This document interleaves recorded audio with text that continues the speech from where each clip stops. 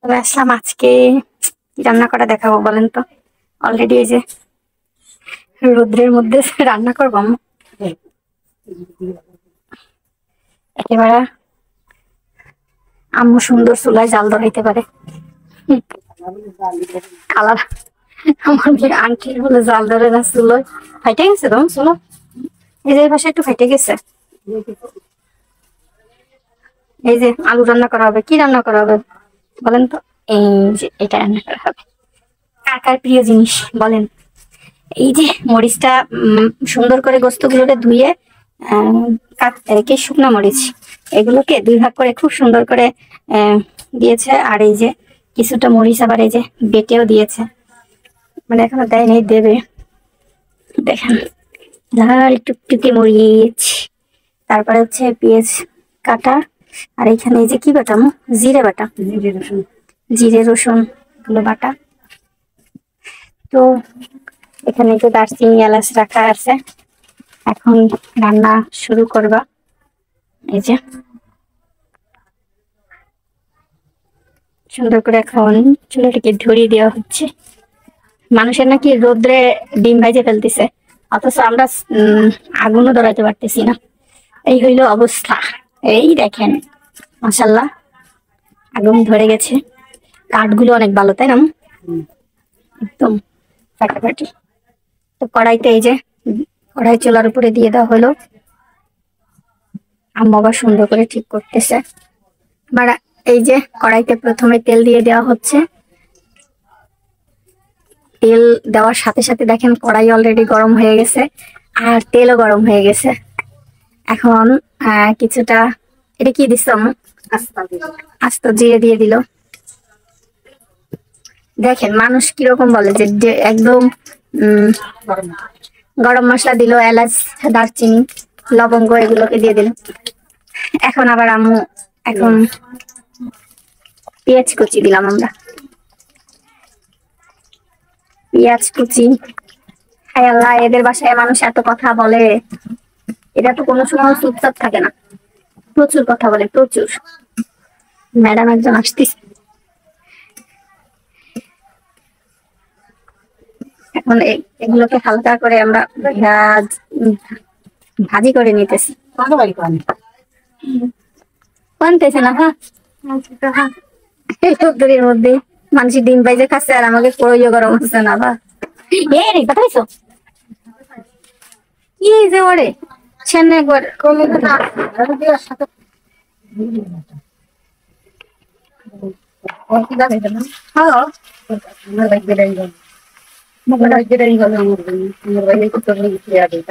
না আমার ওই মাছের আমি তো আজকে প্রথম দেখলাম, আমি তো জানি না।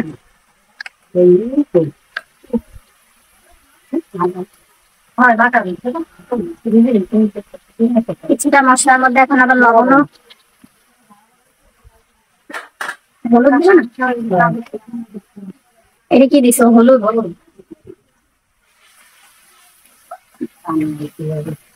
অমিলানকে একটু পানি নিয়ে আস, ও বালতিতে জায়গা।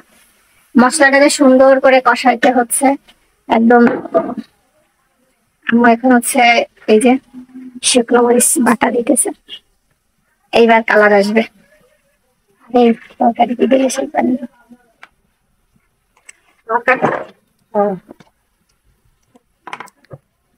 এই আদা বাটা, মনে হচ্ছে আইসক্রিম, এর মধ্যে আইসক্রিম ছিল না।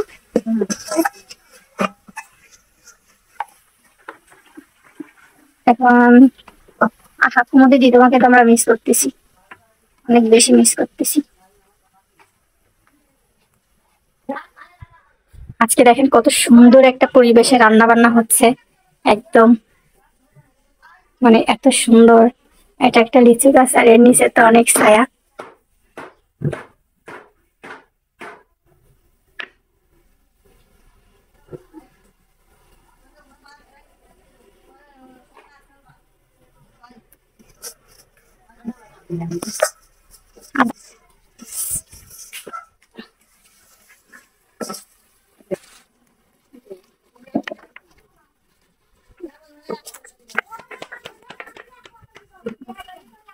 ওই যে দেখেন তলায় আর ভালোই লাগতেছে না।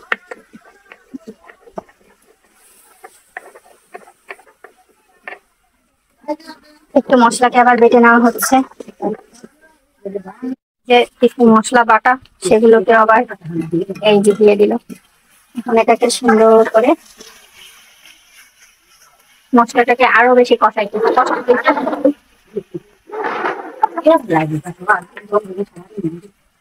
এইবার মাংসগুলোকে দিয়ে দেওয়া হচ্ছে, সরি সরি গোস্ত।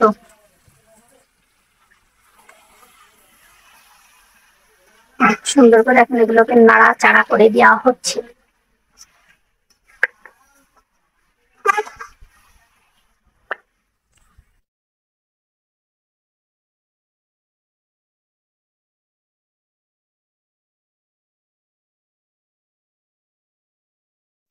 অনেক সুন্দর কালার হয়েছে।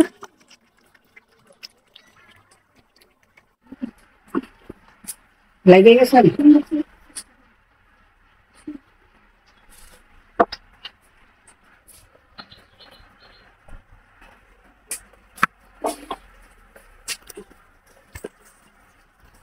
পানি দিয়ে দাও না, আলু দিয়ে এই দৃশ্যটা দেখার পরে কার কেমন অনুভূতি আসছে বলেন তো। আলু দিয়ে দাও। মাংস অলরেডি কষানো শেষ, এখন আমরা পানি দিয়ে দিলাম। এটা হলো ঝোলের পানি, তাই না? এখন আর অল্প একটু সময় পরেই আমাদের খাওয়া দাওয়া শুরু হয়ে যাবে।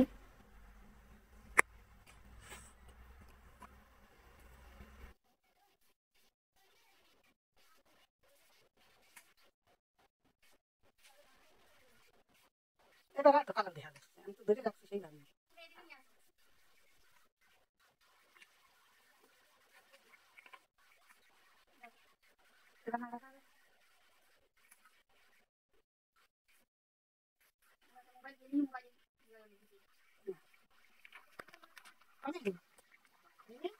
ফাইনালি এই যে আমাদের গরুর মাংসের ঝোল রান্না করা হয়ে গেছে।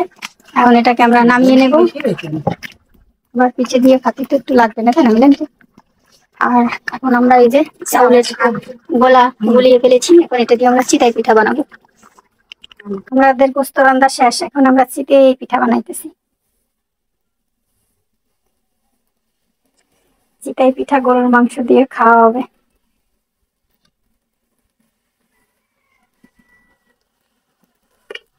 ঢেকে দিতে হবে, কিছু সময় পরে দেখতে হবে কেমন হয়েছে। এই দেখেন কিছু পিঠা কিন্তু অলরেডি বানানো হয়েছে, সুন্দর ফুলে একটু বৃষ্টি বসে হয়েছে। এখন কি দেখা হলো যে হয়েছে কিনা, কিন্তু আসলে হয় নাই। এখন আমরা আরো অপেক্ষা করবো। এবার আমাদের পিঠা হয়ে গেছে, এই দেখেন একেবারে ফুলে গেছে, কত সুন্দরভাবে পিঠাগুলো উঠে যাচ্ছে।